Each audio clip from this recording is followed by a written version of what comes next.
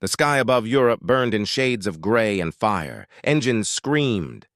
Shells burst and the air smelled of gasoline and fear. In that chaos, a single fragile-looking aircraft cut through the clouds.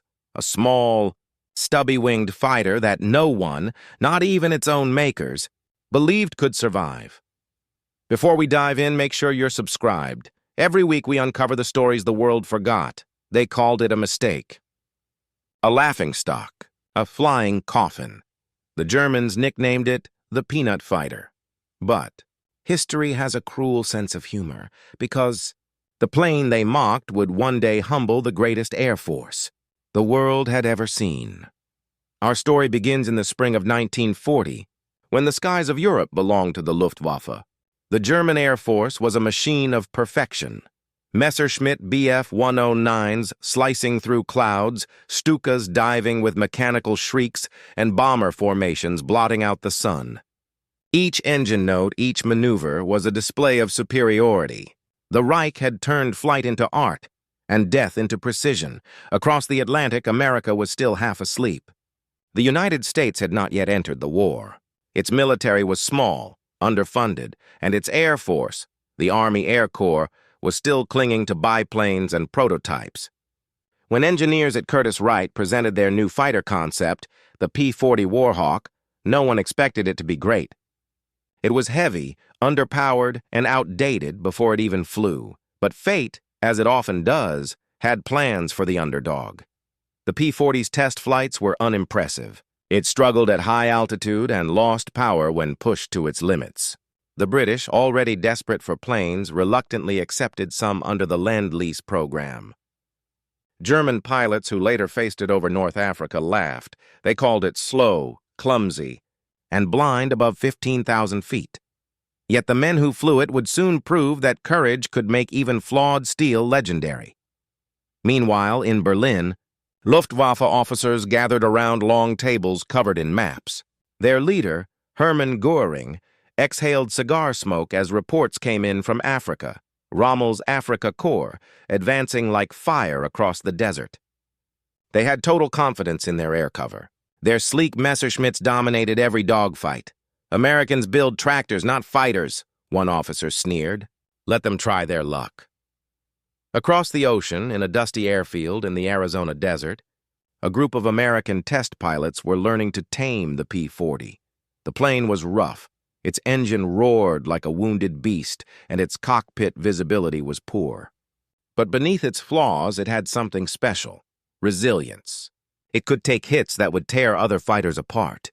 Its steel frame absorbed punishment and kept flying. One young pilot wrote in his logbook, "She's not graceful, but she's got teeth. Those teeth would soon be painted, quite literally, on her nose." When Japan attacked Pearl Harbor in December 1941, everything changed. The United States was no longer watching the war. It was in it. And among the first to strike back were not American regulars, but a group of volunteer pilots flying for China. They called themselves the Flying Tigers. Their weapon? The same weak American fighter the Germans had laughed at. The Curtiss P-40, the Flying Tigers. Officially, the American volunteer group were led by a hard-edged ex-U.S. Army officer named Claire Lee Chennault. He was a strategist who believed that air combat wasn't just about speed, it was about tactics. And with the P-40, tactics were all they had. When the first P-40s arrived in China, the Japanese pilots flying Mitsubishi Zeros scoffed. The Zero was faster, lighter, and more agile. It could dance around the Warhawk like a hawk circling prey. But what the Zeros didn't have was armor. The P-40 could take a hit, dive faster, and escape in one piece. Chennault trained his pilots with a single rule: never dogfight a Zero. Dive. Hit hard and get out. They called it boom and zoom. It worked. By early 1942, in the skies over Burma and China, the Flying Tigers shocked the world. Against superior numbers, they tore through Japanese squadrons, earning a kill ratio of nearly 12 to 1. For every P-40 lost, a dozen enemy aircraft fell. The Germans watching from afar didn't laugh anymore. Meanwhile, back in Europe, the Luftwaffe had begun hearing reports.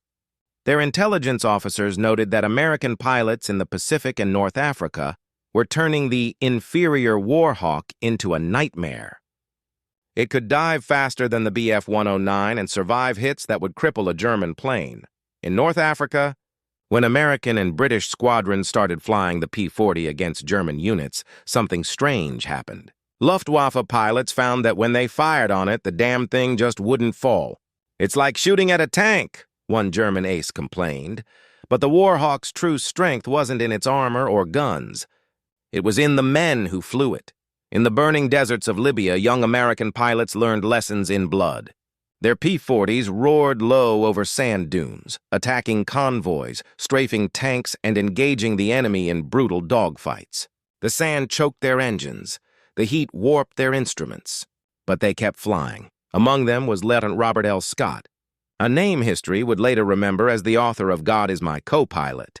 He once wrote, "When you fly low enough to see the whites of their eyes, you forget about horsepower. You remember heart."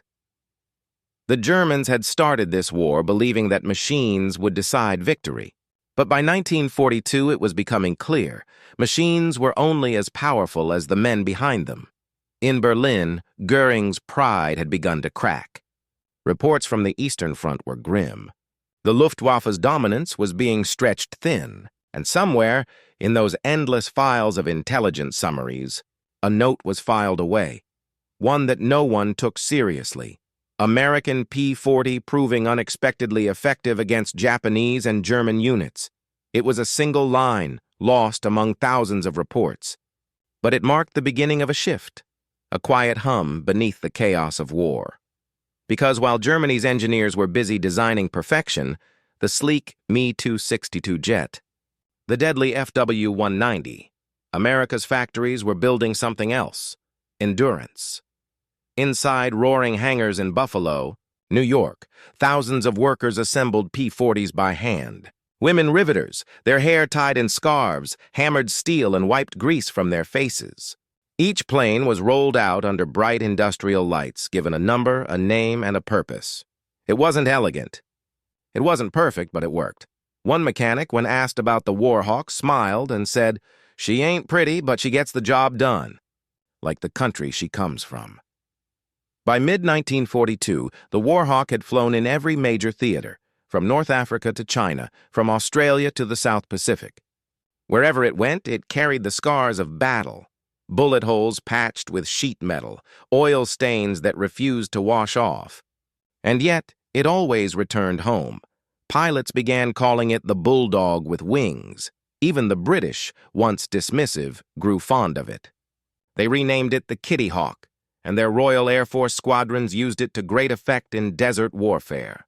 In one engagement over the Western Desert, a flight of Kitty Hawks took on 20 German fighters and returned with victory. A German officer, watching through binoculars, muttered to his aide, "They were not supposed to win," but they did. Again and again. By late 1942, the joke that had once echoed through Luftwaffe hangars had died in silence. The weakest plane had become a legend. Still, Germany refused to believe it. They called it luck, propaganda, or desperation. But deep down, even their ace pilots had begun to respect the Warhawk. They knew that any enemy who could take such an imperfect weapon and turn it into a threat was dangerous. Not because of their machines, but because of their will. In a letter intercepted by Allied intelligence, a German pilot wrote home, "The Americans fly with madness. They climb where they shouldn't, attack when outnumbered, and survive what should kill them. Their planes are clumsy, but their courage isn't." No. One in that cold Berlin night could have imagined how this irony would echo through history, that the same P-40 that Germany laughed at would become a stepping stone toward the aircraft that would one day overwhelm the Luftwaffe entirely, the P-51 Mustang. But that part of the story was yet to come. For now, in the battered skies over Africa and Asia, the Warhawk was roaring, defiant, battered, unbroken. The world was learning that sometimes strength is hidden in what others dismiss, and the laughter that once filled the Luftwaffe's halls was fading into static on the radio. The laughter had faded, but echoes of arrogance still lingered in the marble corridors of Berlin. To the Luftwaffe's high command, the P-40 Warhawk was still an inferior design, a crude weapon from an industrial nation that mistook quantity for quality. But in war, numbers have their own kind of genius. By 1943, America's factories had become living organisms. Detroit, Buffalo, Seattle. Entire cities pulsed with the rhythm of production. Assembly lines never slept. Sparks flew, engines screamed, and the night air smelled of molten metal and coffee. Men and women worked in shifts that blurred into one another, turning raw steel into wings. Across the ocean, Germany's cities trembled under Allied bombers. Their once mighty factories, crippled by shortages and air raids, struggled to breathe. The Reich still built masterpieces, the FW-190, the Me-262 jet, but perfection was expensive, fragile, and slow. America built imperfect machines, and fast, tough, and endless.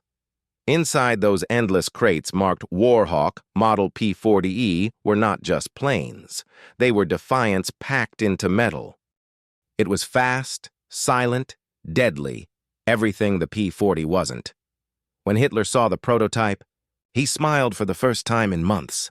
"This," he declared, "will win us back the sky.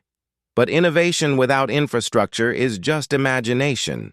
Germany had brilliance, but no time. No fuel, no safety. America had resources and 1,000,000 hands to shape them.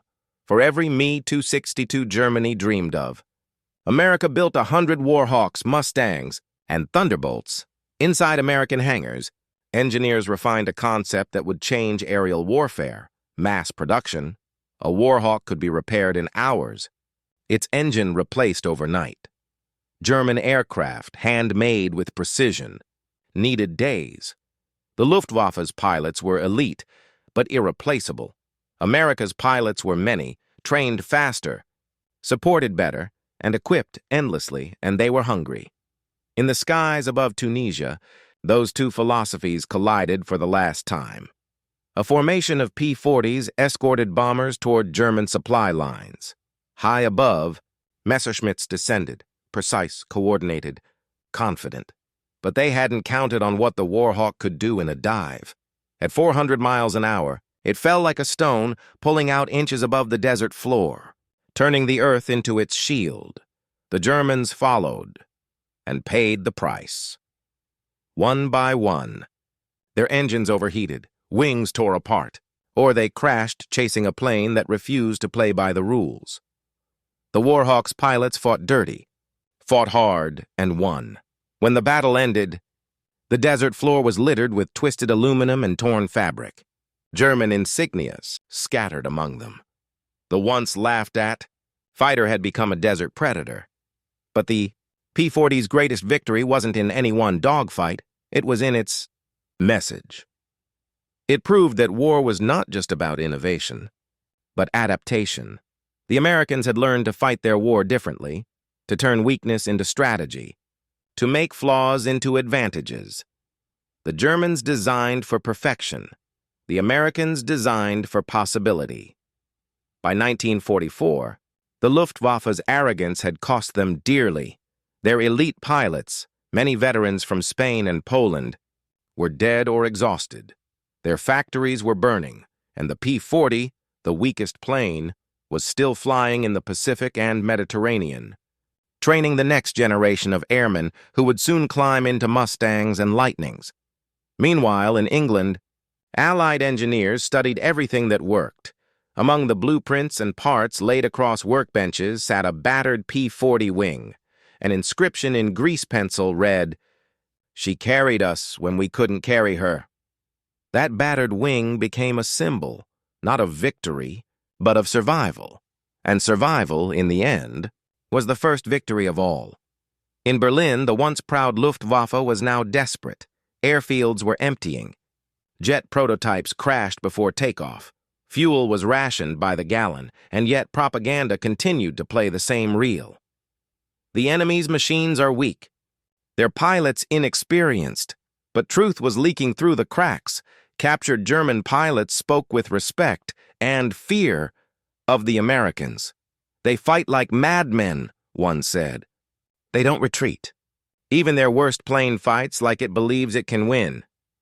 It wasn't madness. It was belief. Belief that even a flawed machine, flown with heart, could defy logic.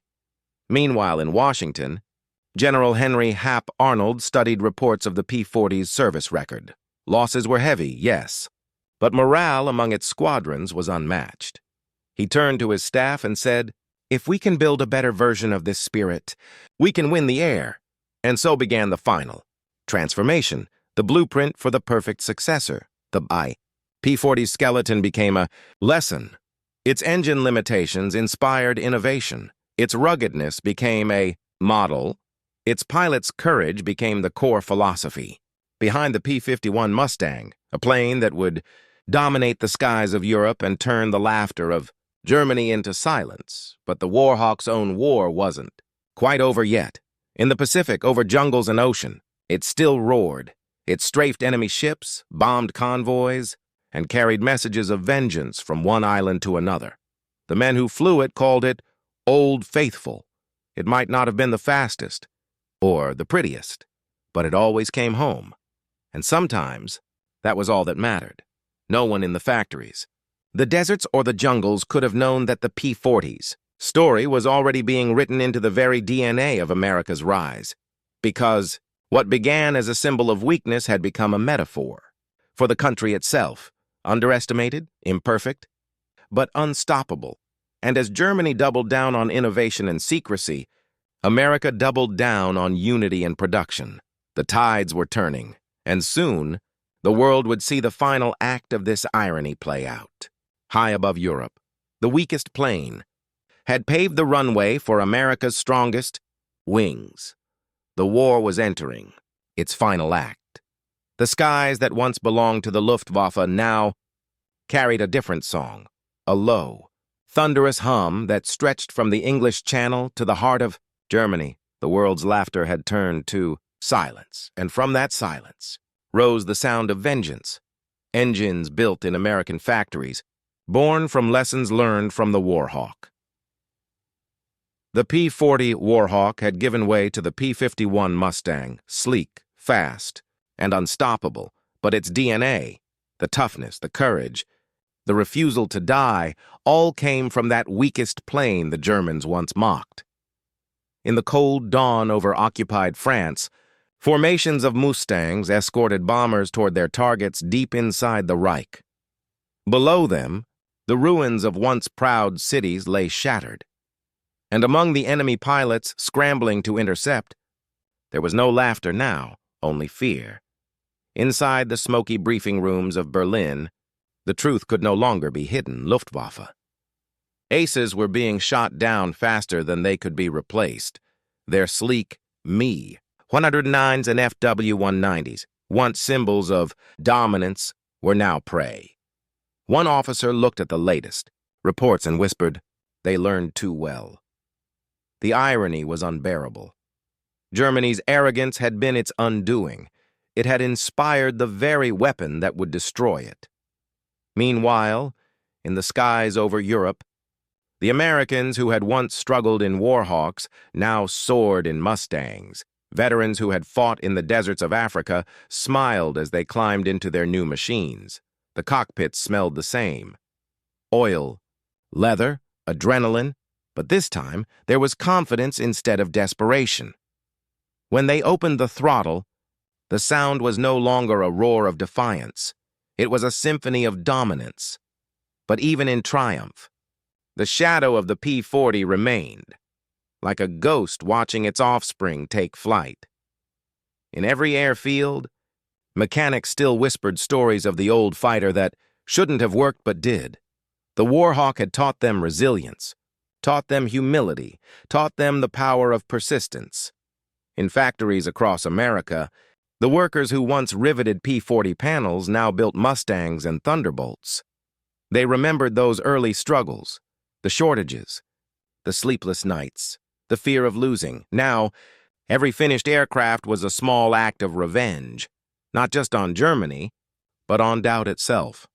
Meanwhile, in Germany, The once golden Luftwaffe was dying a slow, gasping death. Fuel shortages crippled its jets before they could ever change the war.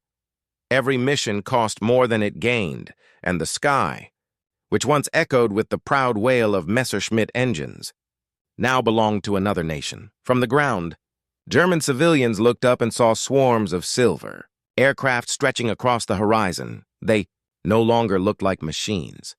They looked like inevitability. The war that began with laughter was ending in silence, in one of the last major air battles over Berlin in 1945. A group of German fighters took to the skies to intercept an American bomber stream. Among them was Heinrich Vogel, a young pilot who had grown up hearing his father's stories of Luftwaffe glory. He had been told that German planes were the best, that the Americans flew weak, clumsy machines. But as he climbed through the clouds that morning, he saw something different. A formation of P-51 Mustangs sliced through the sun, their engines screaming, their wings shimmering like blades of light. Before he could react, tracer fire ripped past his canopy. He dove, twisted, and pulled up. But they were already behind him. His last thought, before ejecting, was not of defeat, but disbelief. How did they become us? The answer was simple, they learned.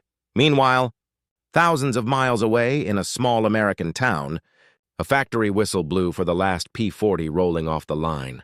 Workers gathered around, wiping sweat from their faces. As the old fighter was wheeled out into the sunlight one final time, its nose still bore the iconic shark mouth, teeth bared, eyes fierce. A mechanic placed his hand on the cold metal and whispered, "You got us here. The plane never flew combat again."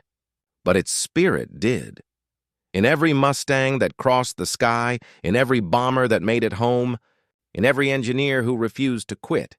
When Germany finally surrendered in May 1945, the world exhaled for the first time in 6 years. Cities were in ruins. Nations were broken. But the skies were free again. In Allied bases across Europe, pilots celebrated not with champagne, but with silence. They walked among rows of aircraft, the ones that had carried them through hell, and laid their hands on wings as if touching old friends. Among them were the veterans of the Warhawk. Men who had started this war flying the weakest plane and ended it as heroes. They laughed quietly to themselves, remembering the jokes the Germans used to tell. The irony was complete. The laughter had come full circle and changed sides. After the war, many of those old P-40s were scrapped, their steel melted down, their stories almost forgotten, but not entirely. A few found their way into museums, others into barns and hangars across America and Australia, and when the sun hits them just right, you can still see the faded shark teeth grinning through the dust, as if the old bird is still laughing back, not in arrogance, but in pride. Years later, historians and pilots alike would look back at the Warhawk with reverence. They would say it was never the fastest, never the most advanced, but always there when it mattered. A British pilot once said, "You could fly a Warhawk through hell, and she'd bring you home smoking but alive." That was her gift. The P-40 became more than a machine. It became a metaphor for America itself, mocked, doubted, underestimated, and then unstoppable. It was proof that innovation is born not from perfection, but from necessity. The Germans built machines to win wars. The Americans built machines to survive them. And in that difference lay the key to victory. In the quiet after victory, a single P-40 sat abandoned on a North African airstrip. The desert wind blew sand over its cracked paint and faded insignia. Inside the cockpit, a patch of sunlight fell on a small inscription carved into the metal. When they laughed, we built. The wind howled softly through the open canopy, carrying the words into the horizon. The war was over, but the lesson endured. No one in that broken world could have imagined that the machine once mocked as America's weakest would become the blueprint for the greatest air force in history. No one. except those who built it, flew it, and refused to let it die. So the next time someone laughs at what seems small, fragile, or flawed, remember the Warhawk. Remember the sound of its engine in the desert wind. Remember the courage it carried on tattered wings. And remember that sometimes the future belongs not to the perfect, but to the persistent. If you love untold stories from history's darkest hours, subscribe and join us on the next mission through time. But first, one last chapter of the war would decide whose skies belonged to whom.